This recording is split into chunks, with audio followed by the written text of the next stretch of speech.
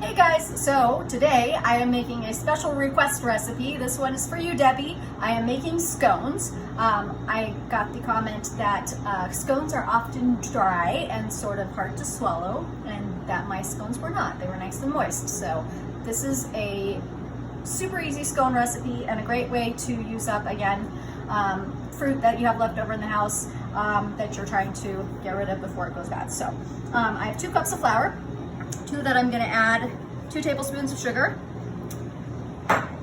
2 teaspoons of baking powder, a half a teaspoon of baking soda. Oops. I neglected to do the pinch of salt. Let me grab that. And then a little bit of our pumpkin pie spice, apple pie spice, or just plain cinnamon if you feel like it. Now, here's where I diverge from typical scone recipes. Usually at this point, they will take butter and then you would kind of cut it in with the pastry cutter, similar to how you would make like a pie crust. And I think that that's why sometimes they come out a little bit dry. So I like to make mine with a little bit of a twist. So this is buttermilk, 3/4 of a cup of buttermilk. I'm just gonna stir this together with a fork real quick. To that, we're going to add. So this one you don't do a separate wet mix and mix together. You do it all in one. Doing right now. Oh, this is the wet mix. This I is see. the Oh, dry you're doing mix. it right in there. I thought Right I'm in front of you, looking Jeff. for a bowl somewhere, and that's gonna dump into. I'm Okay, dumping it in here. I'm a fool. Here we go. Half a cup of grapeseed oil. So that's going to be my fat in here instead of the butter. So it also makes it a little bit lighter in case we're worried about our waistlines, which who cares at this point? We've been in sweats and yoga pants for the last month and a half, so that's out the window, right? A little bit of vanilla extract. They didn't have grapeseed oil in the house. What else would you suggest? Canola oil would work fine. I've even actually used olive oil. I know that sounds strange because olive oil does have a distinct flavor, but for a sort of sweet and savory, it works just fine. When you've used a Parmesan cheese and made a Parmesan scone. But I've seen even you with do a that. fruit scone sometimes, if you go to Italy, a lot of times they have like sweet cakes that are made with olive oil. So it's not uncommon to do that. So 1 egg tossed in there. And then we're gonna take our wet mixture and just kind of beat it a tiny bit and then slowly pour it into our dry mixture. Notice I like to do everything in one bowl because I don't want to have to clean any more than that. I'm too lazy for that. And we're just going to stir this together. You don't want to over stir this.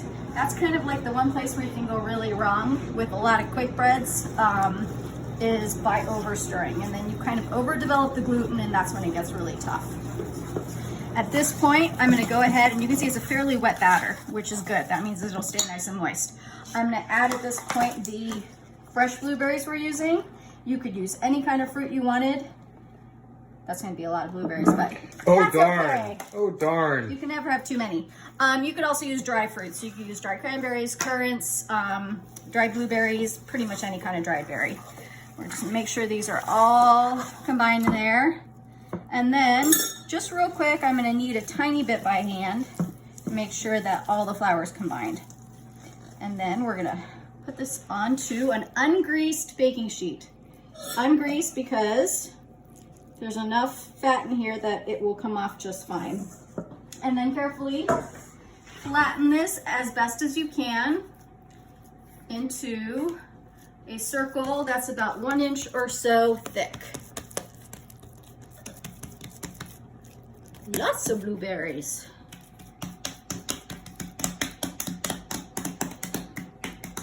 Okay. Babaloo. Okay, and then with your pizza cutter, we're going to cut this into 8 triangles because it's hard to cut it after the fact. You want to cut it before you put it in the oven. At this point, this will go into a 375-degree oven for approximately 25 minutes or so, just until it's nice and golden brown, puffed up and gorgeous, and then I'll show you what it looks like when it comes out. Okie dokie, so these have been baking for, it actually took about 30 minutes or so because my oven wasn't totally preheated, but, and they expanded quite significantly. It's actually quite humid outside, so I think that the baked goods are like doubling, tripling in volume, so. What was that hand gesture again? There you go. It's very ballet. We're gonna do ballet class now.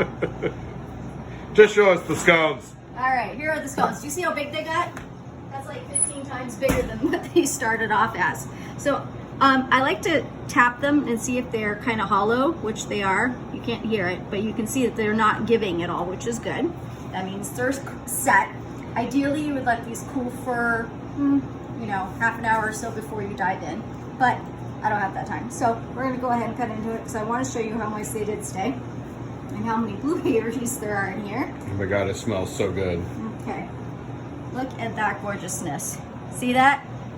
Totally nice and moist, and I want to see if I can, without burning my hand here, just show you what it looks like when you kind of see that. Now that's what I'm talking about when it comes to a nice moist scone. That would be perfect with a cup of coffee or some hot tea, or in my case, wine, or no, don't burn your mouth. I'll give this to Jeff in a little bit. Go home and make them. They're super yummy.